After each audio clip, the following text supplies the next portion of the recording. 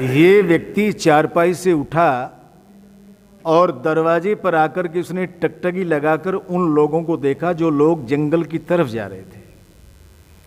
एक दिन देखा, 2 दिन देखा, तीसरे दिन इस व्यक्ति ने विचार किया जरा मैं भी तो इनके पीछे जाकर के देखूं ये करते क्या हैं जंगल में। थोड़ी सी दूरी रख करके ये व्यक्ति भी उनके पीछे पीछे चला। माता और सज्जनों और तपस्वी लोगों, और दूर जंगल में एक वट वृक्ष था, उसके नीचे एक तपस्वी बैठे थे। सब श्रोताओं के रूप में उनके सामने जाकर के डट गए, बैठ गए और उन्होंने अपना उद्बोधन प्रारंभ कर दिया। ये भी व्यक्ति चूंकि चोरी करता था, थोड़ा सा दूरी बना करके ये भी बैठ गया। महात्मा ने बड़े मन से प्रवचन करना प्रारंभ किया, और जब प्रारंभ किया तो ये व्यक्ति जो चोरी करता था, इसके मन में तपस्वी की बात पैंट गई। इसने कहा बड़ा विलक्षण व्यक्ति है, ईश्वर का साक्षात्कार करा दिया मुझे इसने। जब प्रवचन समाप्त हुआ तो एक व्यक्ति श्रोताओं में से महात्मा जी के पास में गए और जाकर कहा, महात्मन आज आश्रम में एक ऐसा व्यक्ति आया हुआ है जो चोरी करता है, जरा अपना सामान संभाल करके रखना। महात्मा ने इस श्रोता को सांत्वना दी, कहा महात्माओं के पास में होता भी क्या है, पढ़ने की पुस्तकें हैं, यज करने का कुंड है, चोरी करेगा भी तो यज करेगा, पुस्तक का अध्ययन करेगा, तुम जाओ मैं अपने आप संभाल लूँगा। ये सब लोग चले गए और ये व्यक्ति उठ करके महात्मा के पास में गया, और जब गया तो पैर छू करके नमस्ते किया, और नमस्ते करने के बाद में एक बात कही, महात्मन आपकी बातों से मेरा मन बदलने लगा है, मैं आपको गुरु बनाना चाहता हूं। महात्मा ने कहा गुरु तो बना लो, लेकिन मैं दक्षिणा भी लूंगा। इसने कहा बताओ कितने पैसे देने होंगे? कि पैसे नहीं, बस मुझे तो दक्षिणा में एक चीज दे दो। उसने कहा महात्मन कहो तो सही। उन्होंने कहा तेरे जीवन में जो सबसे बेकार चीज है, बेकार वस्तु है, तेरे किसी काम की नहीं है, तुम मुझे वो दे दो। अब ये चूंकि चोरी करता था, इसने कहा चोरी तो दी जा नहीं सकती। क्यों? चोरी दे दूंगा तो परिवार का पालन कैसे होगा, और क्या चीज है? तो बहुत थोड़ा सा चिंतन करने के बाद एक बात उनके दिमाग से निकली, महात्मन मेरे याद आ गई है, बस एक चीज मेरे जीवन में किसी काम की नहीं, कि मैं कभी झूठ नहीं बोलूंगा। मैं झूठ बोलता हूं, मैं झूठ नहीं बोलूंगा। उसने कहा देखो भाई, मैंने तुम्हारी ये दक्षिणा स्वीकार कर लिया, लेकिन अगर तुमने झूठ बोला तो मैं तुम्हें कुत्ता कहूंगा। इसने कहा ठीक है, और महात्मा के सत्संग में इसने जाना शुरू कर दिया। और जाना शुरू कर दिया तो कुछ समय हुआ 2-4 दिन का, और 2-4 दिन का जब हो गया समय तो पत्नी जरा इन पर झल्लाई। इसने कहा सुनते हो कि क्या बात है कि अच्छे महात्मा के रंग में रंगे हो, अच्छे भले कमा खा रहे थे, महात्मा के पास जाकर क्या करोगे? घर में खाने को कोई चीज़ नहीं है, दाना नहीं, कुछ करो धोरेगे कि नहीं। इसने बड़े प्यार से पत्नी को समझाते एक बात कही, तपस्वी लोग और माताओं। उसने कहा देवी आज तो खाने के लिए है। इसने कहा आज है तो फिर तुम रोटी बनाओ, फिर हम चलते हैं।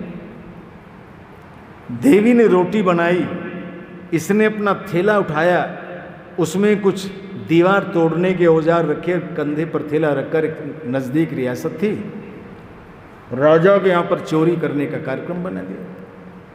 लेकिन उस रियासत का राजा भी बहुत अच्छा राजा था, रात को वेश बदल करके देखता था कोई प्रजा का व्यक्ति पीड़ित तो नहीं है। मैं तो अपने उत्तर प्रदेश की बात कहता हूँ आज, कि एक महात्मा के हाथ में जब उत्तर प्रदेश की बागडोर आई तो सारे प्रदेश को बदल दिया उसने। हम भी हरियाणा की पावन भूमि की तरफ को आने की सोच रहे थे, भाई वहाँ सुरक्षित रहेंगे, अब यहाँ से उठाओ डंडा बोरिया चलो। लेकिन इन 3-4 वर्षों में इस व्यक्ति ने बदमाशी को नेस्त नामूद कर दिया। जो न दिन में चैन लेने देते थे, न रात को, न किसान सुरक्षित था, न मजदूर सुरक्षित था, न बेटियों का सम्मान सुरक्षित था, उस व्यक्ति ने पूरे प्रदेश को की कायाकल्प कर दिया। कुछ समस्याएं हैं, उनका भी धीरे धीरे समाधान होगा। मैंने कहा कि तपस्वी कहीं बैठा और परिवर्तन ना हो तो तपस्वी कैसा? किसी चिंतन ने कोई बात कही, उससे कोई परिवर्तन ना हो तो चिंतन कैसा? उद्बोधन से किसी का जीवन न बदले तो उद्बोधन कैसा? मैं निवेदन किया आपके साथ, और निवेदन ये किया कि एक चौराहे पर पहुंचा रात्रि में 10 बजे, उधर से वो राजा भी वेश बदल करके आ गया। राजा ने इस व्यक्ति को देखा, कहा कौन? तो इसने उत्तर दिया, जो तुम वो मैं। अच्छा, महात्मा को कोई ऐसा कहते तो महात्मा होगा, पर ये चोरी करता। उसने कहा जो तू वो मैं। इसने कहा ठीक है, एक से भले। इसने कहा कहाँ जा रहे हो? इसने कहा चोरी करने। क्योंकि झूठ की तो जरा कह तो दो, दक्षिणा दे चुके थे महात्मा जी को। चोरी करने कहाँ जा रहे हो? कि हाँ, कहाँ जा रहे हो? कि चोरी करने। किसके यहाँ? कि राजा के यहाँ। इन्होंने कहा तो फिर हमें भी साथ ले लो। इसने कहा चलो। और बहुत ज़्यादा विस्तार न करते हुए मैं केवल एक निवेदन कर दूं आपके सामने, साधक लोग बैठे हुए हैं, कि पहुंच गए जहाँ पर खजाने की दीवार थी। इसने दीवार को तोड़ना प्रारंभ किया, दीवार टूटी नकब तैयार हो गई। इसने कहा, सोचा नया व्यक्ति इसको यहीं पर खड़ा कर दे और अंदर जाए। इसने कहा तुम यहीं पर खड़े हो जाओ, मैं अंदर जा रहा हूँ, कोई आ जाए तो जरा मुझे सूचित कर देना। इसने कहा ठीक है। ये चोर अंदर पहुंचा, खजाने को तोड़ दिया। सोने चांदी से लबालब भरा हुआ था, लेकिन एक डिब्बी में 3 लाल रखे थे। लाल कहते हैं करोड़ों का होता है। इसने कहा इतने सोने चांदी का हम क्या करेंगे, जरा तीनों लाल चुरा ले। पर 3 क्यों चुराए? हम 2 व्यक्ति हैं, लाल है 3, तोड़ा नहीं जा सकता। तोड़ देंगे तो कीमत घट जाएगी। एक लाल को छोड़ दिया, 2 लाल लेकर के आया। कहा चलो कुछ मिला? राजा ने कहा कुछ मिला? कि हाँ था तो बहुत कुछ, लेकिन 3 लाल थे वो मिल गए, मैंने 2 चुरा लिए। इसने कहा 3 क्यों नहीं? इसने कहा 3 चुराता तो बंटवारे में गड़बड़ हो जाती, इसलिए एक तुम ले लो और एक मैं ले लूँ, और फिर चलें। कि चलो। थोड़ा सा परिचय हुआ था, गांव की बात पूछी, नाम तो पूछा नहीं, हल्की सी बात पूछ ली कि ऐसा से मेरा थोड़ा सा पता है, और वो चले गए। सवेरा जब हुआ तो खजांची खजाने में पहुंचे, देखा खजाना टूटा हुआ है, लेकिन उससे पहले एक घटना हो गई। सवेरे होते ही राजा ने जो दरबार लगाया, खजांची को बुलाया और कहा हमने आज से कुछ समय पहले खजाने में कुछ लाल रखे थे, वो हैं कि? हाँ हैं। कि उसको उठा के लाओ। अब वो जब वो खजाने के पास पहुंचे तो खजाना तो टूटा हुआ था, ताला सब कुछ सुरक्षित था, लेकिन डब्बी में 3 लाल की जगह 1 लाल रखा हुआ था। इसने एक विचार किया, चोरी हो गई है, मेरे से पहले कोई आया नहीं है, अगर 2 लाल चोरी हो सकते हैं तो 3 भी हो सकते हैं। इसने उठाया और अपनी जेब में डाल लिया और डब्बी खाली ला करके राजा के सामने रखी। महाराज चोरी हो गई, 3 लाल चोरी हो गए। राजा ने विचार किया, वो व्यक्ति तो ये कह रहा था कि 2 मैंने लिए हैं, लाल तो 3 थे, एक कहाँ चला गया? उसने कहा तुम फला गांव में जाओ, एक व्यक्ति ने मुझे कुछ ऐसा बताया था, तुम उसको बुला के ले आओ। और वो गए, उस व्यक्ति को बुला के ले आए। भरा दरबार बैठा हुआ था, जैसे आप प्रबुद्ध लोग बैठे हुए हैं। राजा ने कहा भाई क्या करते हो? कि चोरी करता हूँ। आज कल में कोई चोरी की? कि महाराज रात में राजा के यहाँ पर की थी।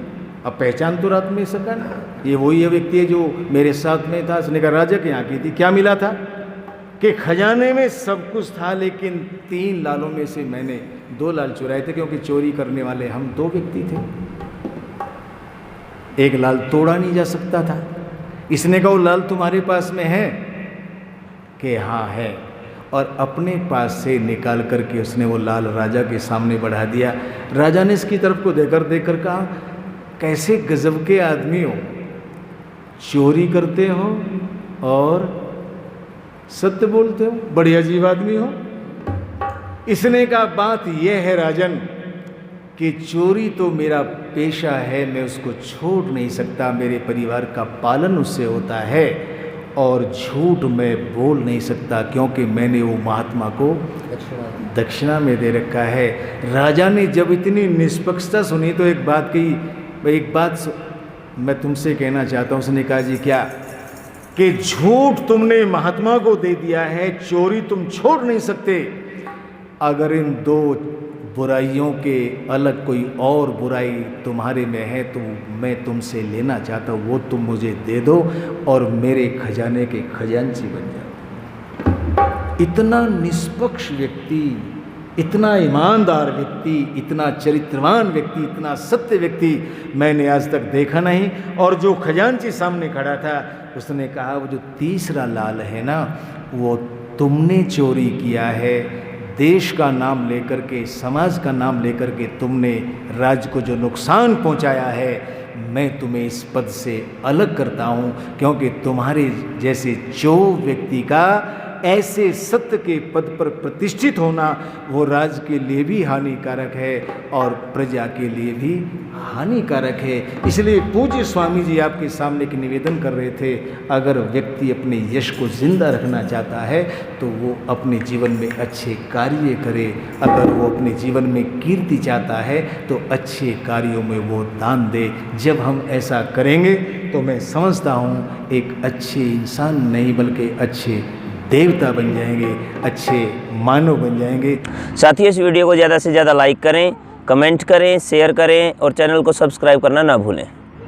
आप अंग्रेजी दवाओं से परेशान हैं या फिर रोगों से परेशान होकर संसार से उठ जाना चाहते हैं? उठ जाने से पहले नाड़ी वैद्य क्या क्लब पर आइए और अपने सभी रोगों का आयुर्वेद में सही समाधान पाइए।